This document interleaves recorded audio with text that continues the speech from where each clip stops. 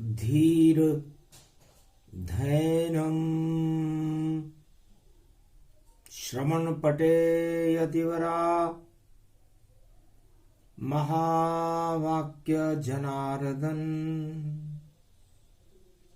सच्चिदानंद त्वं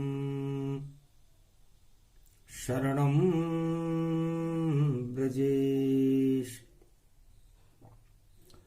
यादवेन्द्रं दयादाता पुंडरीक्षा क्षीरसागर शयनं कमलनयनं नमस्तुते नमामि श्रीहरि। धैर्य से जिसको धारण किया जाता है, कर्णपटुओं से जिनका पान किया जाता है, ऐसे सच्चिदानंद भगवान श्री यादवेंद्र सरकार को मैं नित्य ही चिंतन करता हूँ, नमन करता हूँ। जिनको नमन करने से मंगल आदि मंगल तो हो ही जाते हैं, साथ ही में बहुत बड़ा बल मिलता है मनुष्यों को। गुरुवार कलयुग पड़े ये अगहन मास, सारे भारत में हुआ देखो कृष्ण प्रकाश। कृष्ण प्रकाश होए जब भारत, और धर्म की ऊंची हो ये इमारत। धर्म ध्वजा ऊंची हो जावे, जब गीता का ज्ञान प्रगटावे। गीता अद्भुत ज्ञान है, जिसे कहे कृष्ण भगवान। जो भी सुने इस ज्ञान को, उसका हो कल्याण। और नवमी अगहन पड़े, और शक्ति रूप विशाल। गीता अद्भुत ज्ञान है, और टल जाते हैं काल। कमल नयन भवजोर, निर्बल भय व्यापे नहीं जिनके नवल किशोर। चरित्र शिरोमणि गौरी पुत्रम, दधिदोषं दधिटार। हरे स्वप्न जंजाल प्रभु, महाकाल के काल। गाल दबाए दुख दरिद्र सब, देही सनहु रिद्धि सिद्धि सब। प्रगट की न भव भांति प्रभाऊ, गणपति तुम सम नहीं गणराऊ। गण गणेश ईश्वर कर स्वामी, घट घट जानत अंतरयामी। जो निर्लेप विघन बहु बाधा, तुमरे नाम हो वहीं सब आधा। मर्यादा राखे त्रिपुरारी, सकल सिद्धि गणपति निहारी। गिरिजा सुवन शंकर ही पूता, सकल सपूत नाम गणपूता। हम सब शरण प्रभु गति तेरी, अगम निगम आगे मति तेरी। हम निरबुद्धि हूँ निर्बल दाता, तुम प्रसन्न प्रभु ब्रह्म विधाता। बुद्धि प्रबल जय जय गणराई, सकल सिद्धि समदृष्टि सहाई। मूरत मही आहावन करही, आए प्रगट गणपति दर्शन। सबसे पहले गणेश का, और किया कृष्ण आह्वान। महाभारत कुरुक्षेत्र में प्रगटे गणपति नाथ। भगवान गणेश का प्रागट्य हुआ, गुरुवार का दिन था। भगवान कृष्ण से गणेश जी ने कहा, कलयुग की कालिमा चल रही थी, अगन का महीना था, नवमी चल रही थी। राहु मेष राशि में बैठे हुए थे, केतु तुला राशि में बैठे हुए थे। सूर्य तुला राशि से वृश्चिक राशि की ओर जा रहा था। करे प्रवेश सूर्य वृश्चिक में और वृश्चिक मंगल दंगल है, और कुरुक्षेत्र मैदान में देखो जंगल में भी दंगल है। वही योग वही समय है, वही गीता का ज्ञान, पाप और पुण्य की छाया, गीता इसको मान। भगवान कृष्ण ने कहा कि गणेश जी आपको इसलिए बुलाया है कि आप 33 करोड़ देवताओं के गणनायक हो। तो ये युद्ध हो रहा है कुरुक्षेत्र मैदान में, अगन का महीना है, राहु मंगल की राशि में मेष राशि में है और केतु तुला राशि में है। तुला राशि सत्ता की राशि होती है। सत्ता को काटने के लिए खड़ा केतु भगवान, और मंगल है सेना यहां, उसमें राहु निशान। तो सेनापति राहु के साथ हैं और सत्ता को काटने के लिए केतु खड़ा हुआ है। अब किसकी सत्ता कटेगी? सूर्य गए हैं वृश्चिक राशि और करा वृश्चिक में प्रवेश, और ये भी मंगल की राशि है, और देखो रूप विशेष। तब गणेश जी ने कहा कि हम आपके साथ हैं।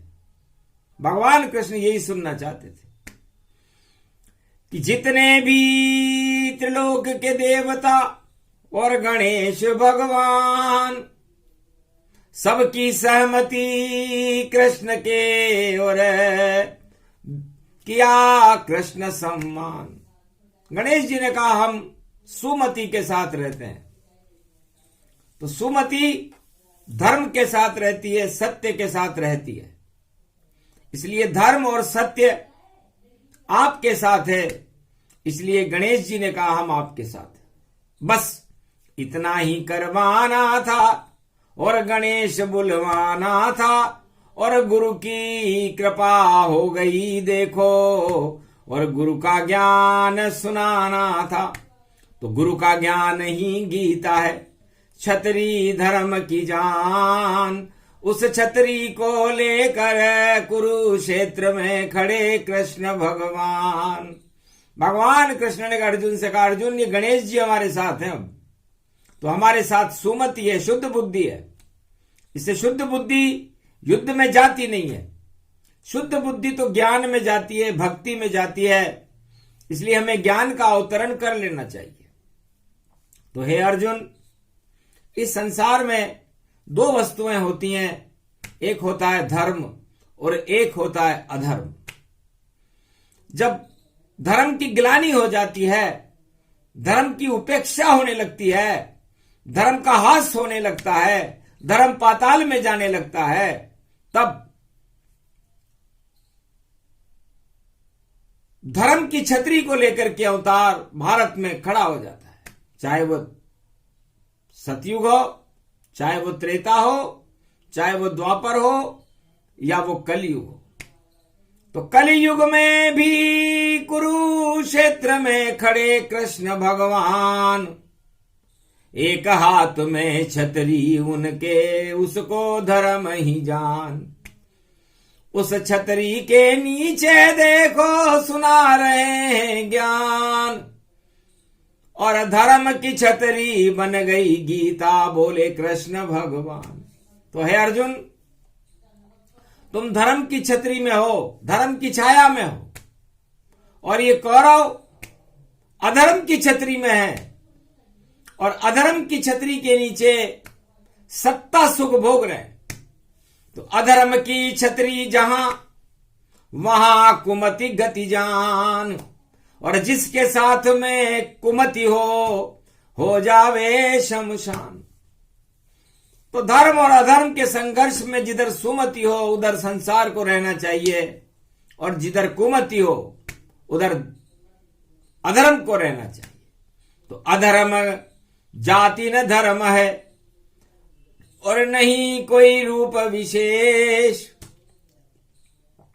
जो भी रहे अधर्म के संग उसमें पावे कलेश। तो जो अधर्म के साथ रहता है वो क्लेश कष्ट पाता है, और जो धर्म के साथ रहता है वो श्रेष्ठ बन करके और भगवान की कृपा को प्राप्त कर लेता है। तो छतरी लग गई श्री कृष्ण की, और ये तो कुरुक्षेत्र मैदान, और उस छतरी के नीचे अर्जुन, और तुमको दे रहे गीता ज्ञान। धर्म की छतरी बन गई गीता, धर्म की छाया कृष्ण समान। नीली छतरी वाला कृष्ण है, और देखो तुमको दे रहा ज्ञान। अरे मेरी छतरी शेष की छतरी, और शेष शैया शेष गति जान। वहां कोई भी बचता नहीं है, और केवल वहां पर विष्णु ही प्राण। शेष शैया वह भी एक छतरी है। अर्जुन, ये गीता का अद्भुत ज्ञान है जो गुरुवार को भगवान कृष्ण कलयुग में सुना रहे हैं।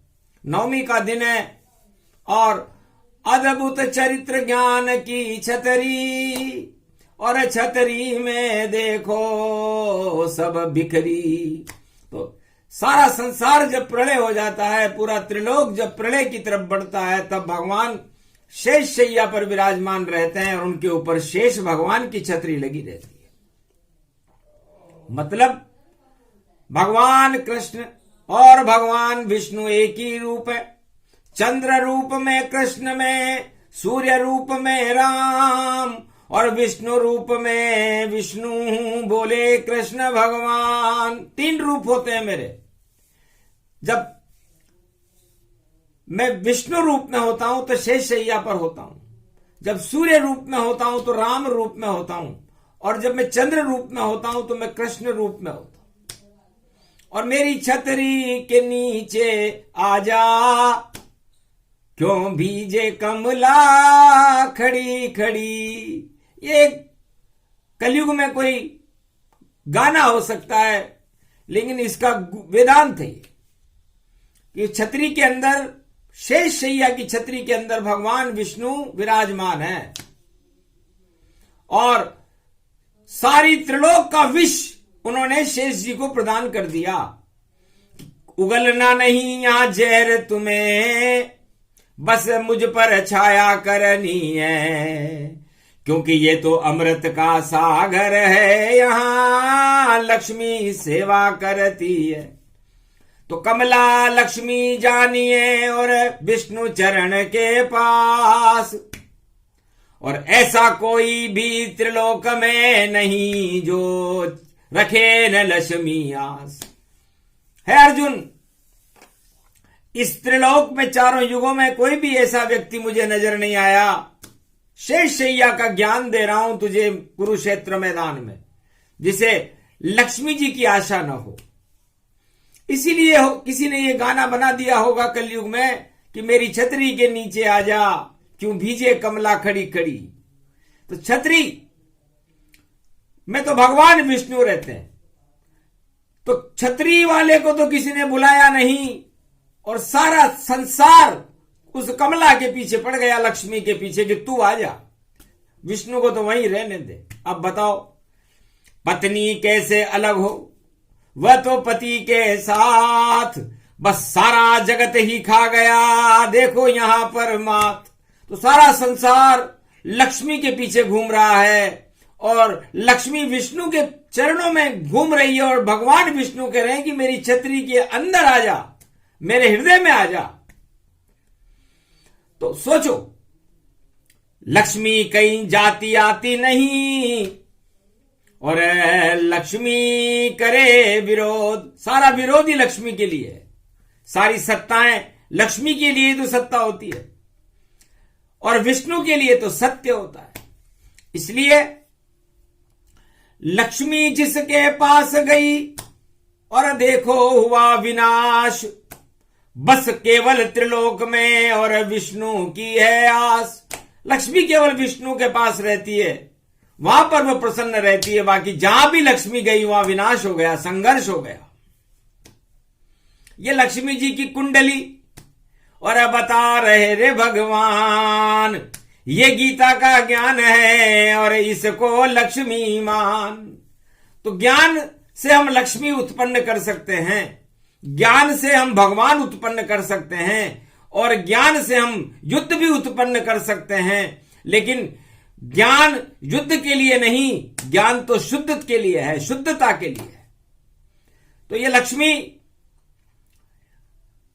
सारे दानव प्रेरित हैं, लालायित हैं इस लक्ष्मी पर कि आ जाए मेरे भवन में लक्ष्मी तो मेरे दिन फिर उदय उदय। तो रावण के घर जब गई लक्ष्मी और रावण उसे उठा कर लाए, अपहरण कर लिया पंचवटी से, रावण लंका रयो पछताए। अब कैसे इस जाल से छूटूं और जान बूझ कर लक्ष्मी लाए। अब तो लंका नष्ट होएगी, मुझको कोई बचा नहीं पाए। निश्चित राम जी मारे मुझको, मुक्ति मुझको मिल जाए। लक्ष्मी फिर भी नहीं मिले मुझको, रावण लंका रयो पछताए। सबसे बड़ा ज्योतिषाचार्य, सबसे बड़ा त्रिलोक में भगवान शिव का भक्त रावण, सबसे ज्यादा ज्ञानी और भगवान विष्णु का द्वारपाल, लक्ष्मी को चुरा करके लंका में ले जा करके पछता रहा है। ये गीता ज्ञान है। कहां से ज्ञान कहां बतलाया और ये सब ईश्वर की है माया। जिस पे पाप की पड़ जाए छाया, उल्टी बुद्धि हो जाए भाया। तो उल्टी बुद्धि हो गई रावण और रावण राम से हार गया और 1.25 लाख नाती मारे गए और सबको लंका में तार गया। रावण सबका उद्धार किया, बस छोटा सा ही काम किया, अपहरण कर लिया लक्ष्मी का, इस कारण राम संहार किया। तो लूटना लक्ष्मी को कितना भारी पड़ा। तो कलयुग के राजाओं को लक्ष्मी को लूटना, भ्रष्टाचार करना, रिश्वत खाना कितना भारी पड़ेगा, ये रावण की रामायण में देख लेना चाहिए। कितना भी छुपा के लूटो तुम, कितना भी भ्रष्टाचार करो और कितने भी छुप कर गलत काम और तुम देखो सब सरकार करो, तो एक दिन खुलेगी पोल तुम्हारी और पता नहीं चल पाए और कलंक लग जाएगा, सत्ता भी हट जाए। ये गीता का ज्ञान है जिसे कहे कृष्ण भगवान। सारा खेल बिगाड़ दिया माया ने, लक्ष्मी उसको जान। तो माया ने सबसे पहले खेल रावण का बिगाड़ा। सीता जी थी माया और उस लक्ष्मी का अपहरण करना कितना भारी पड़ा रावण को, ये रावण से ही पूछो। फिर माया चढ़ गई धृतराष्ट्र के ऊपर और देखो द्रौपदी चीर खिंचा और खेल खेल में देखो ऊंचा नीचा ये सब खेल हुआ। सत्ता के लिए कुरुक्षेत्र महल में देखो खेल खिलाते थे और हार जीत होने लगी देखो, पांडव स्त्री को दाव लगाते थे। स्त्रियां दाव पर लग रही थी सत्ता में, लक्ष्मी दाव पर लग रही थी द्रौपदी। लगी द्रौपदी दाव पर और उल्टा पुलटा हो और सत्ता से दूर हो गए पांडव और साड़ी खिंच गई तो द्रौपदी की लाज बचाने द्वापर में आए कृष्ण भगवान। तब जाकर पांडव को हुआ और श्री कृष्ण का ज्ञान। तब जाकर के पांडवों को पता चला कि हमारी इज्जत को बचाने, हमारी स्त्री की लाज बचाने कृष्ण आए। कोई भाई बंद विषम पिता में द्रोणाचार्य नहीं आए। इसलिए हमें कृष्ण की शरण रहना चाहिए। यही से शुरू होता है गीता का ज्ञान। और कलयुग केवल नाम आधारा, सुमर सुमर नर उतरई पारा। पर हे अर्जुन, कलयुग में न कोई कृष्ण होगा, न कोई अभी अवतार आया, लेकिन यहां पर भ्रष्टाचार का तो बोलबाला है। लगी द्रौपदी दाव पर और भ्रष्टाचार की नाव, और खेने वाले चाटुकार हैं, कैसे सत्ता बचाओ। सत्ता कैसे बच सकती है? क्योंकि भ्रष्टाचार की नाव चल रही है, उसको खेने वाले चाटुकार लोग हैं, और उसमें बैठने वाले मजे कर रहे। लेकिन आ गया एक तूफान और सारे ही मारे गए, मर गई सबकी जान। बोलो श्री कृष्ण भगवान, बोलो श्री कृष्ण भगवान।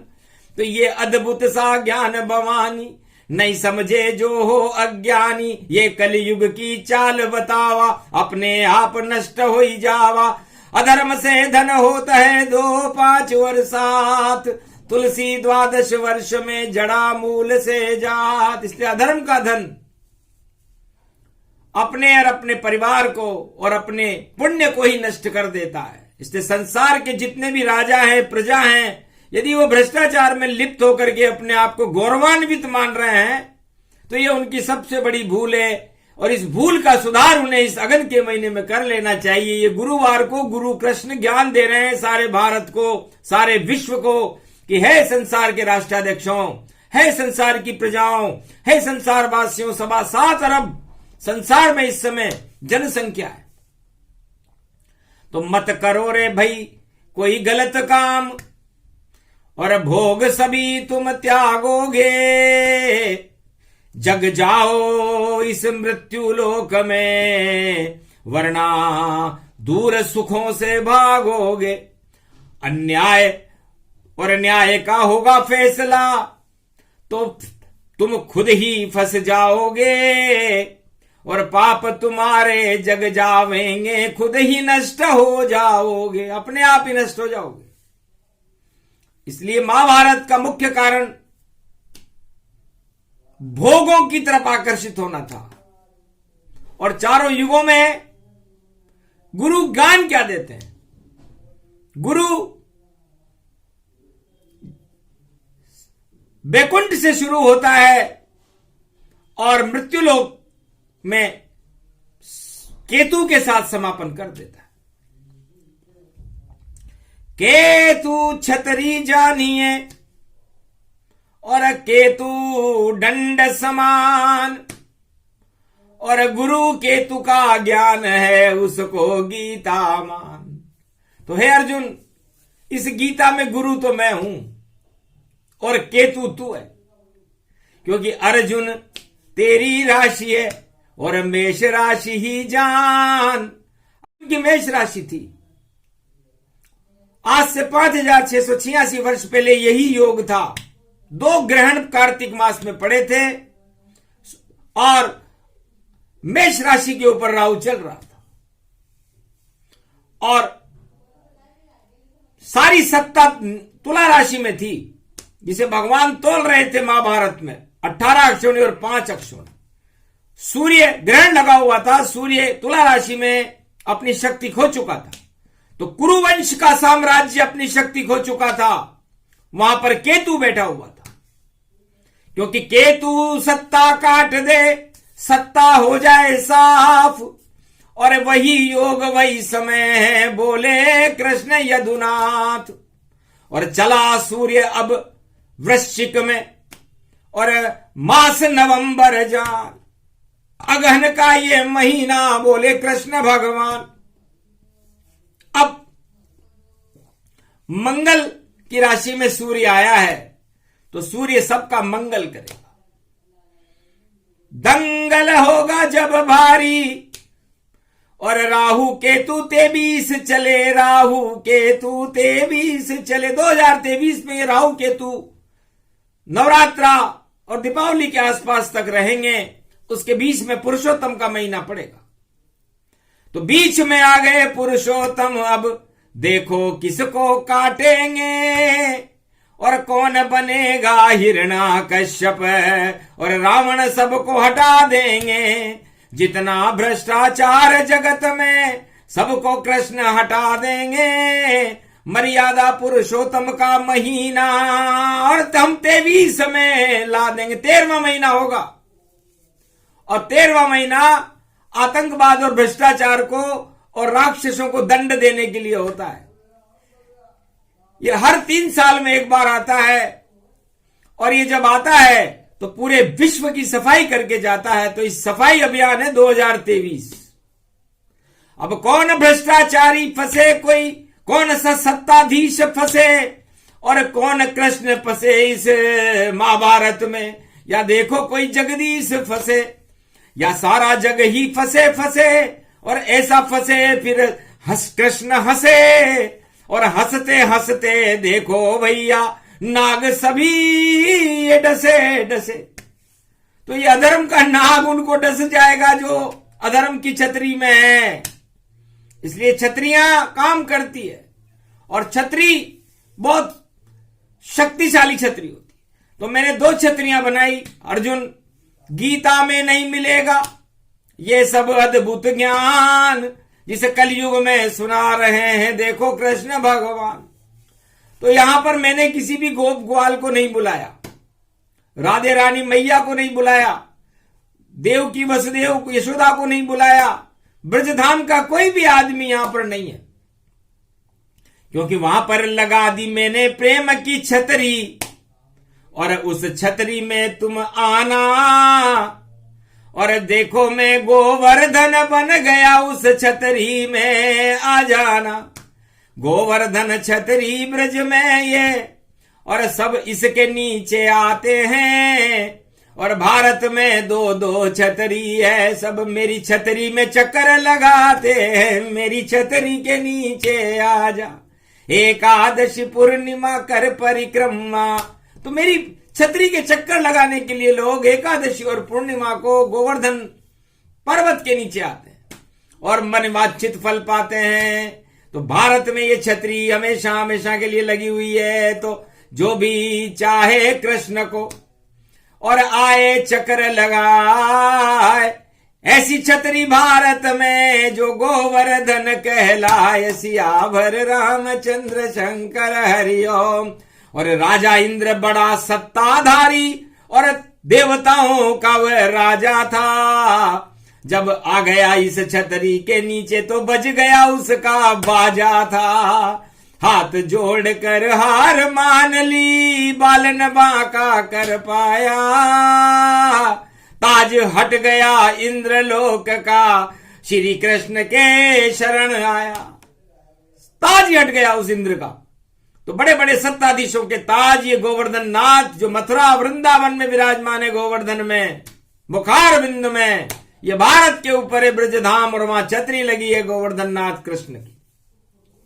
वो प्रेम की छतरी है, क्योंकि ब्रजधाम यो घनश्याम देखो, प्रेम यहां पर आ गयो। राधे के संग यो नाच कर महारास यो रचा गयो। यो मिश्री माखन भोग छपन ब्रज में सबको खिला गयो। और भाग जग गयो ब्रजधाम को, यहाँ कृष्ण खुद ही आ गयो। तो ये प्रेम की छतरी है। लेकिन प्रेम की छतरी को मैं महाभारत में लेकर के नहीं आया। मैं चाहता तो गोवर्धन खड़ा कर देता कुरुक्षेत्र मैदान में, और ये कौरव जो अधर्म की छतरी के नीचे थे बाल भी बांका नहीं कर सकते। विदेशों से लाए हैं सेना, क्या कहना भाई क्या कहना। धन्य धन्य शकुनी दुर्योधन, और तुमको तो भारत में नहीं रहना। ऐसी सत्ता चला रहे हो और क्या करते हो बंटा ढार। अरे खिंच गई चीर द्रौपदी की, और कैसी है द्वापर सरकार। ये कौन सी सरकार है तुम्हारी द्वापर की? एक नारी भाई की नारी का चीर खींच रहे हो और अपने आप को शोभायमान और शक्तिमान मान रहे हो। शर्म नहीं आती?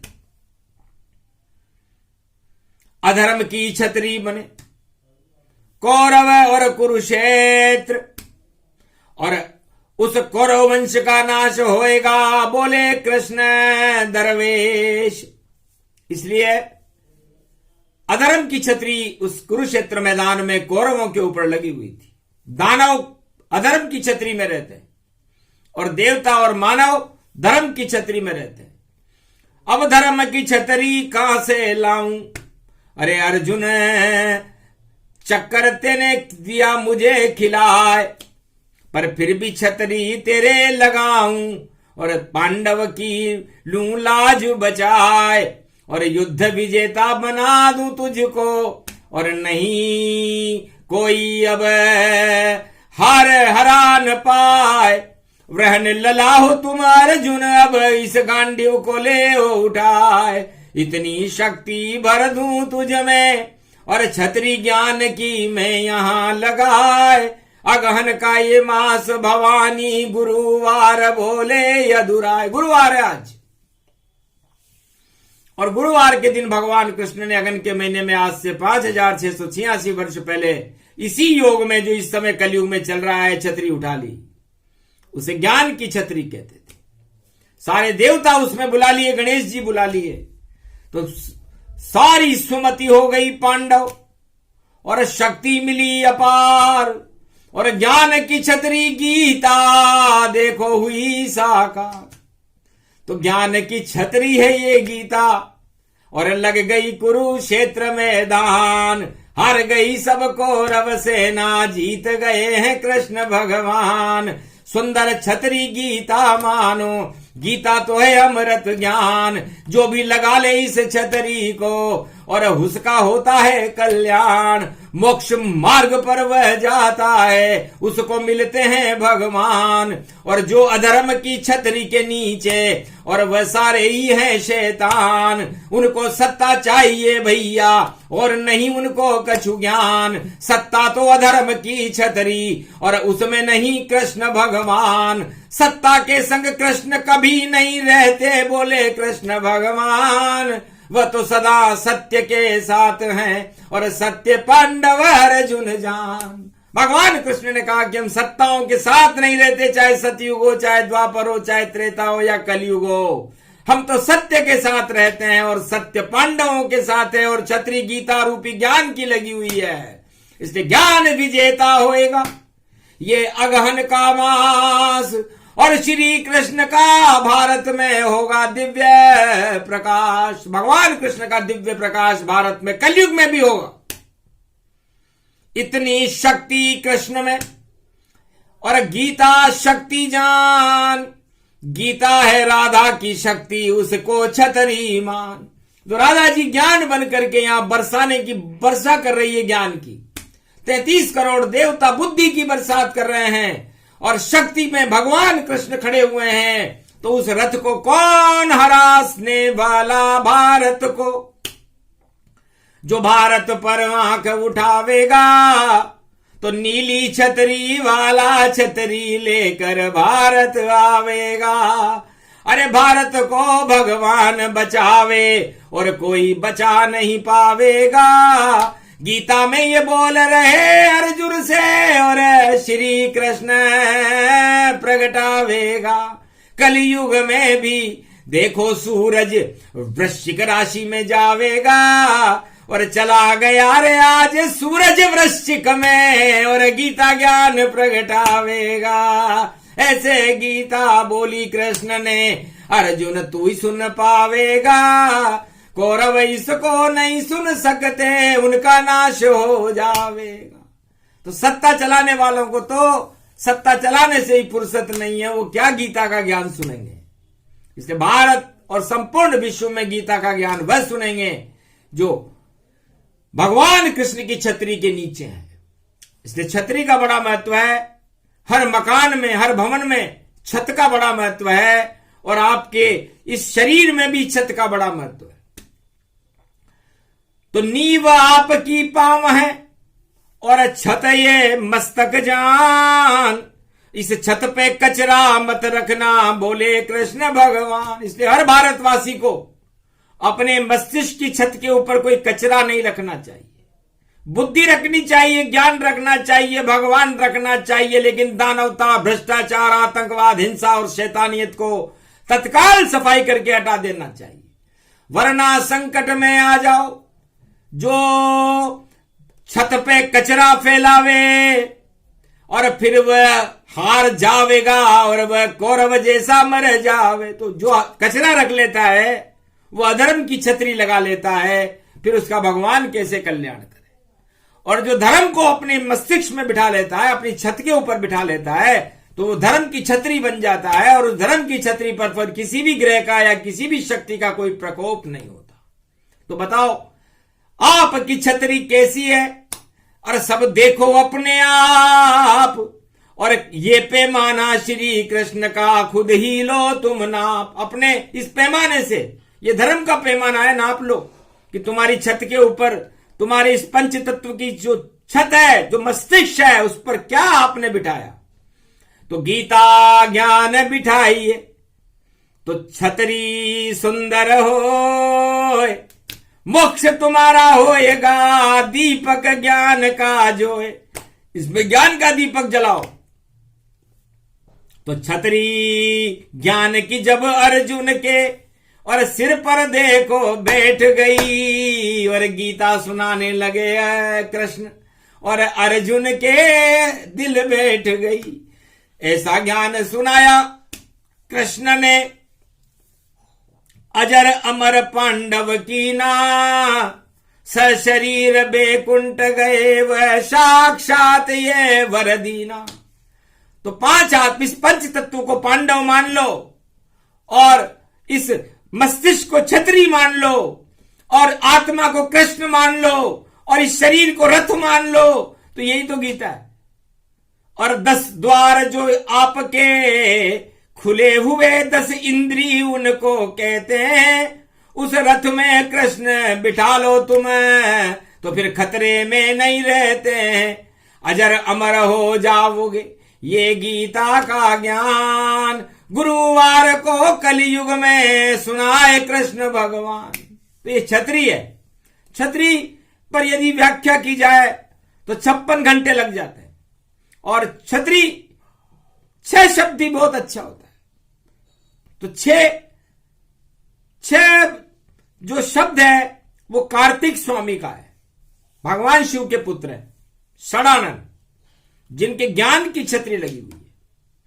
और त शब्द बड़ा महत्वपूर्ण है, ये तलवार की भांति काम करता है। तो ज्ञान अजर अमर अविनाशी है, छत्र लग जाता है उसके। और तय अज्ञान है, और अज्ञानता को तलवार काट देती है। जिस तरह तलवार अच्छे और बुरे को नहीं देखती, उसी तरह भगवान भी बुराई को नहीं देखते, अच्छाई की तो रक्षा करते और बुराई को काट देते। तो छतरी में ये त बड़ा त है तारणहार, और ये तारणहार श्री कृष्ण है, और देखो खड़े अवतार। द्वापर युग में भगवान कृष्ण तरण तारण करने के लिए अवतार बनकर खड़े हुए। और री, तो री राधा को जानिए, और रमापति गति रूप, ये लक्ष्मी का रूप है, और रीतो रूप। जो इन तारणहार को नहीं जानता, उनकी छाया में नहीं आता, अच्छा का मतलब छाया, तो वह रीता खाली रह जाता है। तो ये खाली खड़े हैं, जो सामने खड़े हैं अर्जुन 18 अक्षौणी सेना, ये री है, मतलब रीते ही रहेंगे और रोते ही रहेंगे।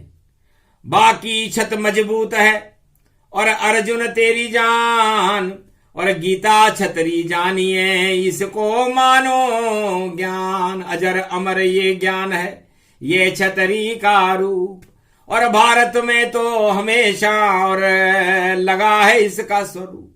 इसलिए आपको आकाश दिखता नहीं है क्या अर्जुन? ये आकाश नीली छतरी वाले की छाया है। तो सारे भारत को किसकी छाया में रहना चाहिए? किसी राजा की छाया में रहना चाहिए या नीली छतरी वाले की छाया में रहना चाहिए? इतना ज्ञान तो तुम्हें हो ही गया होगा। अर्जुन तब घन घमंड हटाया, और समझ गया वो कृष्ण की माया। नीली छतरी वाला आया, गीता ज्ञान मुझे समझाया। बोला कृष्ण से आज से रहूं नीली छतरी की छाया में, और छोड़ रहा हूं ये माया, और श्री कृष्ण की छाया में। तो भगवान कृष्ण की छाया में रहने का संकल्प अर्जुन ने कर लिया। यही गीता ज्ञान है। और अधर्म की छाया में बैठे सारी कौरव सरकार, अरे 18 दिन के महाभारत में हो गया घंटा ढार, सियावर रामचंद्र शंकर हरिओम। अद्भुत चरित्र ज्ञान में गावा और छतरी गीता ज्ञान सुनावा। सुने सुनाए जो इसे कोई, उस पे छतरी कृष्ण की होई। उसका तो कल्याण भवानी, पूरा भारत बनो भवानी। भारत माता पे छतरी लगाई, भारत की ये लाज बचाई। कलयुग में ये वाणी आई, श्री कृष्ण ने गुरु को गाई। गुरुवार नवमी पढ़े और कलयुग पढ़े ये ज्ञान। पूरे भारत की रक्षा करने आए कृष्ण भगवान, सियावर रामचंद्र शंकर हरिओम। ये प्रसंग जो भी सुने, गीता ज्ञान प्रसंग 4 वेद में और कहीं नहीं मिले। इसमें देखो शाम के रंग, ये प्रसंग कहीं मिलेगा नहीं, क्योंकि गीता भगवान कृष्ण का अनुभव है। अब वो जाने कब जाने कौन सा अनुभव सुना दें, तो कलयुग में उन्होंने ये अपना अनुभव सुनाया, उसकी झलक बताई। उस झलक में ही ललक रखो, ललक में पलक रखो और पलक में हलक रखो और हलक के बाद फिर जप लो श्री कृष्ण का नाम, तो अजर अमर हो जाओगे। सारे दुख भी हट जावेंगे और सभी सुखी हो जाओगे। तो श्री कृष्ण से वाणी कह रही, सुखी कर दो हिंदुस्तान। अरे श्री कृष्ण जब कलयुग में आए हो तो दे दो ये वरदान, सियावर रामचंद्र शंकर। कह दो तथास्तु कृष्ण भगवाना, सारा भारत पांडव समझाना। हम तो पांडव हैं, इसलिए आपने भारत पर छतरी लगाकर हमें गौरवान्वित कर दिया। अब कलयुग की कालिमा हम पर प्रवेश नहीं कर सकेगी। जैसे गोवर्धन पर्वत की छाया में द्वापर युग में राजा इंद्र का कोई प्रकोप नहीं चला, तो भारत के ऊपर आज से ही कोई प्रकोप यदि करेगा तो उस प्रकोप को अपने आप ही वो छतरी नष्ट कर देगी। इसे ही गीता कहते हैं, जिसे भगवान कृष्ण ने कलयुग में मध्य दिवस अभिजीत में, नवमी इसमें जान और अष्टमी भी मिश्रित है, जब दिया कृष्ण ने ज्ञान। बोलो जय श्री कृष्ण, जय भारत माता, जय गीता मैया की जय, आज की आनंद की जय।